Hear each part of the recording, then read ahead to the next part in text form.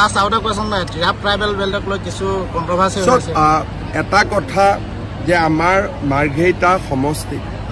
মৰাণ মটক আহোম গোৰ্খা কোচ ৰাজবংশী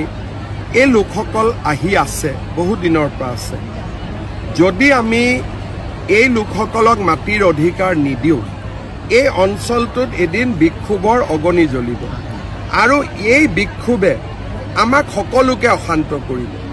জনজাতি লোকসকলৰ মাটি ইয়াত সুৰক্ষিত আছে সুৰক্ষিত থাকিব তেওঁলোকৰ মাটিত কোনো অসুবিধা নহয় কিন্তু য'ত মৰাণ মটক আহোম কোচ ৰাজবংশী গোৰ্খা তেখেতসকল বহি আছে যুগ যুগ ধৰি তেওঁলোকক মাটিৰ অধিকাৰ দিয়াটো উচিত আমি ধেমাজি জোনাই ঢকুৱাখানা সকলো জায়গাতে দিছো আৰু তাৰ জনজাতি লোকসকলে ইয়াক আদৰণিও জনাইছে কোনেও বিৰোধিতা কৰা নাই ঢকুৱাখানাত দিছো জোনাইত দিছো লখিমপুৰত দিছো আমি বিশ্বনাথ চাৰিআলিত দিছো আৰু সকলো জনজাতি লোকে ইয়াক আদৰণি জনাইছে কাৰণ আমাৰ শত্ৰু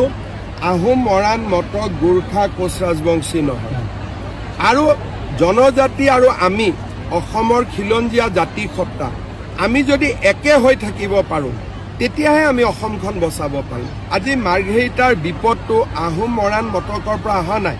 গোৰ্খাৰ পৰা অহা নাই লাহে লাহে মাৰ্ঘেৰিটাখনত 10-12 হাজাৰটো অচিনাকি মানুহ জমা হলেই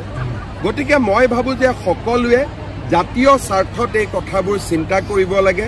নিজৰ ভিতৰত কাজিয়া পেচাল কৰি থাকিলে অসমখন আমি কেতিয়াও বচাব নোৱাৰো